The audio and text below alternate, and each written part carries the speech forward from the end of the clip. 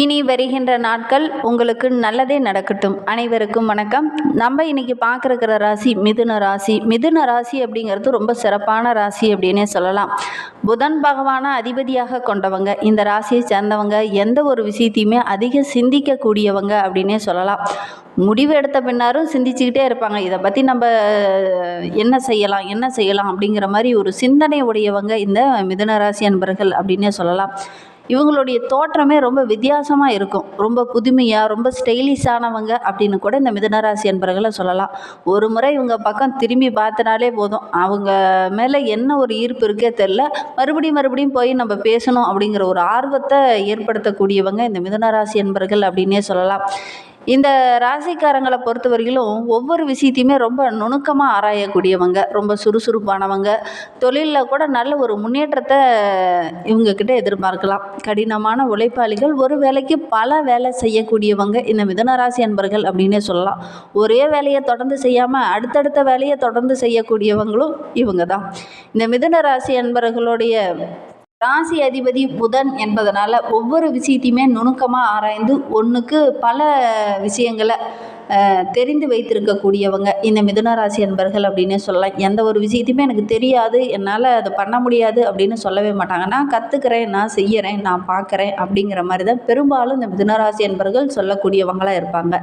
என்னால் இதை செய்ய முடியாது அப்படின்னு ஒதுங்கியே போக மாட்டாங்க.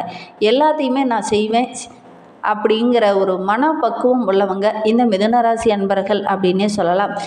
இந்த ராசிக்காரங்க பெரும்பாலும் பார்த்திங்கன்னா இயற்கையை விரும்பக்கூடியவங்களாக இருப்பாங்க. அதே மாதிரி நண்பர்கள் அதிகம் இருப்பாங்க அப்படின்னே சொல்லலாம். நிறைய நண்பர்கள் பட்டாலும் இருக்கும். நண்பர் கூட பேசுகிறது, நண்பர் கூட பழகிறது, அதே மாதிரி நிறைய நேரம் நண்பர்களுக்காக செலவு செய்யக்கூடியவங்களும் இந்த மிதுன ராசி அன்பர்கள் அப்படின்னு சொல்லலாம். ஏன்னா புதனுடைய ஆதிக்கத்தில் பிறந்தவங்க. தன்னை விட தன்னுடைய சுற்றி இருக்கிற நண்பர்கள், உறவுகளுக்காக அதிகம் முக்கியத்துவம் கொடுக்கக்கூடியவங்க. ஜோதிடத்தை பொறுத்த வரையிலும் மொத்தம் 9 கிரகங்கள். 9 கிரகங்களுடைய கரத்துவமும் வெவ்வேறாக இருக்கும். அதே மாதிரி தான் நம்மளுடைய மிதுன ராசி அன்பர்களுக்கும் கொஞ்சம் வித்தியாசமான குண அதிசயங்கள் இருக்கும். 9 கிரகங்களில் சூரியன், சந்திரன், குரு, செவ்வாய், சுக்கிரன், புதன், சனி, ராகு, கேது, இதெல்லாம் இந்த 9 கிரகங்கள். ராகு கேது ஒரு நிழல் கிரகம், தனியாக வீடு கிடையாது. எந்த வீட்டில் பயணிக்கிறாங்களோ, எந்த ராசியில் பயணிக்குதோ அதுவே அவங்களுக்கு சொந்த வீடு, அதிபதி போன்றது அப்படின்னு சொல்லப்படுது ஜோதிட ரீதியாக. சரி, இதை பற்றி நம்ம விளக்கமாக பார்க்கலாம். நம்மளுடைய மிதுன ராசி அன்பர்களுக்கு வருகின்ற 7 நாட்களும் எப்படி அமைந்திருக்கு, வருகின்ற 7 நாட்களும் கிரக அமைப்புகள் எப்படி இருக்குது அப்படிங்கிறதெல்லாம் தொடர்ந்து இந்த வீடியோவில் பார்க்கலாம்.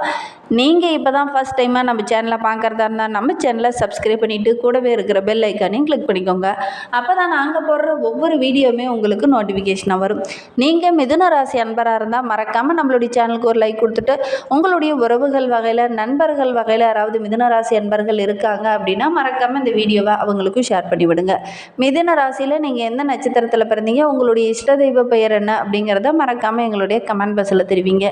ஜோதிட ரீதியாக உங்களுக்கு சந்தேகம் இருக்குது, ஜோதிடர்கிட்ட ஏதாவது ஆலோசனை வேணும், உங்களுடைய சுய ஜாதகத்தை பார்க்கணும் அப்படின்னா டிஸ்கிரிப்ஷனில் ஜோதிடரோட வாட்ஸ்அப் நம்பர் கொடுக்கப்பட்டிருக்கு. அந்த நம்பருக்கு கால் பண்ணி முன்பதிவு செய்துக்கோங்க. உங்களுடைய சந்தேகங்களுக்கு நல்ல ஒரு தீர்வு கிடைக்கும்.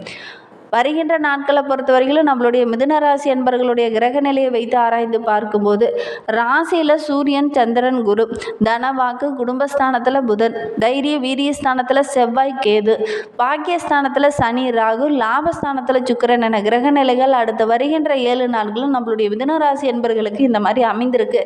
இதனால் என்னென்ன நற்பலன்கள் உங்களுக்கு கிடைக்கிறதுக்கு அப்படிங்கிறத பார்க்கலாம். இந்த வாரத்தை பொறுத்த வரைக்கும் உங்களுடைய ராசிநாதன் புதன், தனாதிபதி சந்திரனோட பரிவர்த்தனை நடைபெறதுனால ரொம்ப யோகமான வாரமாக வருகின்ற வாரம் அமைந்திருக்கு அப்படின்னே சொல்லலாம். தைரிய ஸ்தானத்தில் இருக்கும் செவ்வாய் மனோதைரியத்தை கொடுப்பார். மாதிரி யாருக்கிட்ட எந்த நேரத்தில் எப்படி பேசணும், எந்த சந்தர்ப்பத்தை நம்ம கரெக்டாக பயன்படுத்தணும் அப்படிங்கிறத அறிந்து இந்த காலகட்டத்தில் செயல்படுவீங்க. நண்பர்கள் உங்களுக்கு ஆதரவாக இருப்பாங்க. சந்திரனோட சஞ்சாரம் ரொம்ப சாதகமாக இருக்கிறதுனால இந்த காலகட்டத்தில் வீணாக சின்ன சின்ன இடர்பாடுகள் அப்பப்போ வரும். இருந்தாலும் பெரிய பாதிப்பை எதுவும் தராது.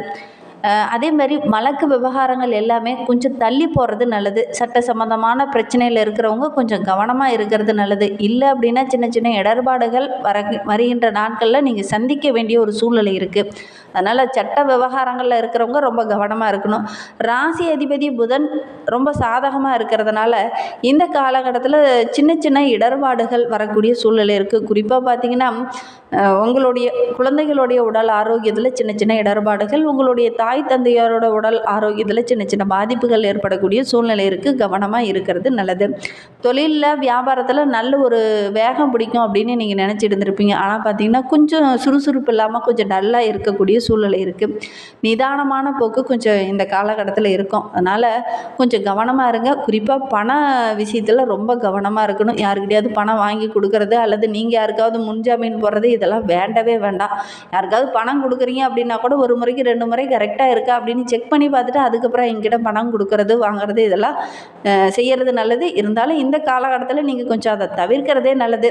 வியாபாரத்தில் தொழிலில் சின்ன சின்ன இடர்பாடுகள் இந்த காலகட்டத்தில் தள்ளி போகும். நீங்கள் இந்த வாரத்தில் முடிஞ்சிடும் அப்படின்னு நினச்சிருப்பீங்க. ஆனால் அது கொஞ்சம் தள்ளிக்கிட்டே போகும். அடுத்த வாரத்தில் செய்யலாம், அடுத்த வாரத்தில் பார்த்துக்கலாம் அப்படிங்கிற மாதிரி ஒரு சூழ்நிலை இருக்கும். ஒரு சிலர்லாம் வியாபாரத்தை விரிவுபடுத்தலாம் அப்படின்னு நினைச்சிருப்பீங்க. கடன் வாங்கி இதை நிறைவேற்றலாம் அப்படின்னு நினச்சிருப்பீங்க. அதெல்லாம் கொஞ்சம் தள்ளி போகக்கூடிய சூழ்நிலை இருக்குது.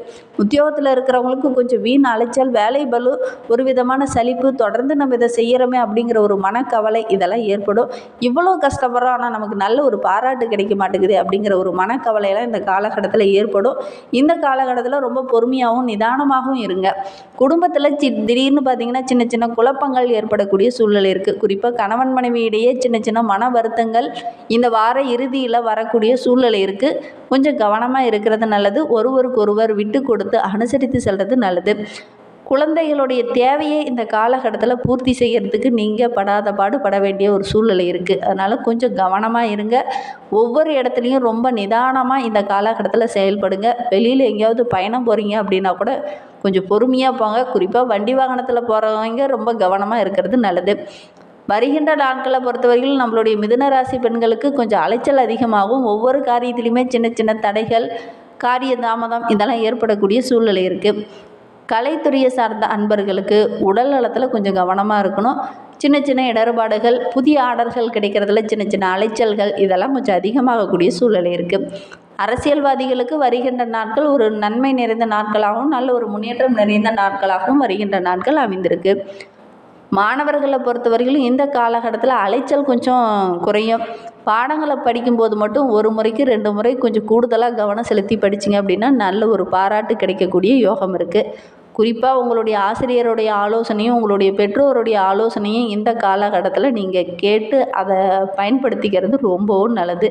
உங்களால் கரெக்டாக படிக்க முடியல, தெளிவாக இல்லை அப்படின்னா ஒரு முறைக்கு 2 முறை உங்களுடைய ஆசிரியர்கிட்ட தெளிவாக கேட்டு அதுக்கப்புறம் அந்த டவுட்டெல்லாம் கிளியர் பண்ணிவிட்டு அதுக்கப்புறம் படிக்கிறது ரொம்பவும் நல்லது. மிருகசீரிடம் 3-4 பாதங்களில் பிறந்தவங்களுக்கு வருகின்ற 7 நாட்களும் எடுக்கிற முயற்சிகள் எல்லாமே உங்களுக்கு வெற்றிகரமாக முடியக்கூடிய ஒரு அற்புதமான வாரமாக இந்த மிருகசீர நட்சத்திரக்காரர்களுக்கு அமைந்திருக்கு. கணவன் மனைவி இடையே இருந்த அந்த சின்ன சின்ன இடர்பாடுகள் எல்லாமே சரியாகி இந்த காலகட்டத்தில் நல்ல ஒரு ஒற்றுமையை எதிர்பார்க்கலாம். சின்ன சின்ன இடைஞ்சல்கள் பிரச்சனைகள் வரும். கொஞ்சம் நிதானமாக இருங்க. தெய்வ வழிபாடு நல்ல ஒரு முன்னேற்றத்தை கொடுக்கும். காலகட்டத்தில் இந்த மிருகசீர நட்சத்திரக்காரங்க ஏதாவது ஒரு ஆன்மீக தலங்களுக்கு சென்றுட்டு வாங்க. மனதில் இருக்கிற குழப்பங்கள், பிரச்சனைகள் இதெல்லாம் சரியாகும். வருகின்ற நாட்களிலும் நல்ல ஒரு முன்னேற்றத்தை நீங்கள் எதிர்பார்க்கலாம். திருவாதிரை நட்சத்திரத்தில் பிறந்தவங்களுக்கு வருகின்ற 7 நாட்களும் சிறு சிறு தடைகள் வரலாம், சின்ன சின்ன பிரச்சனைகள் வரலாம்.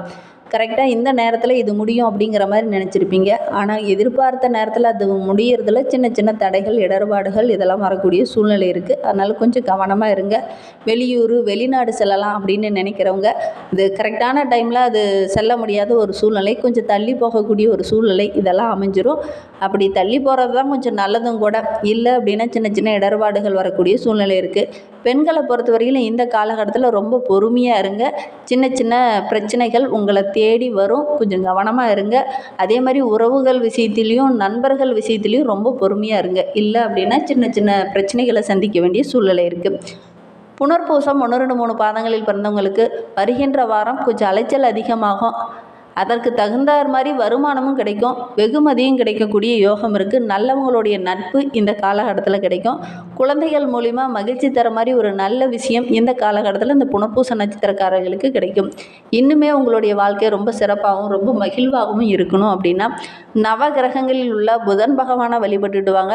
உங்களுடைய மனதில் உள்ள அந்த குழப்பங்கள் எல்லாம் சரியாகி மனதுக்கு நிம்மதி தரக்கூடிய நல்ல விஷயங்கள் ஒன்று நடக்க இருக்கு. நம்பிக்கையோட நவகிரகங்களில் உள்ள புதன் பகவானை வழிபட்டுடுவாங்க. நல்ல மாற்றமும் நல்ல முன்னேற்றமும் வரும். நம்பிக்கையோட செய்யுங்க. தேங்க்யூ.